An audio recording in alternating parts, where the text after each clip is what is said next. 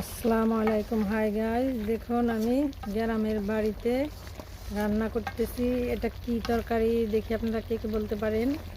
এই তরকারিটা কিন্তু সবাই পছন্দ করে না। চিংড়ি মাছ দিয়ে আমি রান্না করতেছি। দেখুন লার্কির চুলায়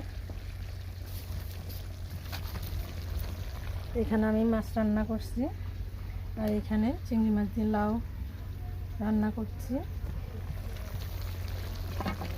এখানে আরেকটা তরকারি বসিয়েছি, ওই পাতিলে আরেকটা তরকারি বসিয়েছি। মূলাটা কষানো হলে এটার মধ্যে এবার ঝোল দিয়ে দেব।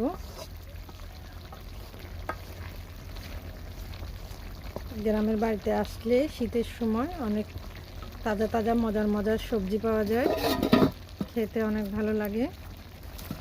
পুকুর থেকে মাছ ধরে তাজা টাটকা সবজি খেতেও কিন্তু অনেক ভালো লাগে।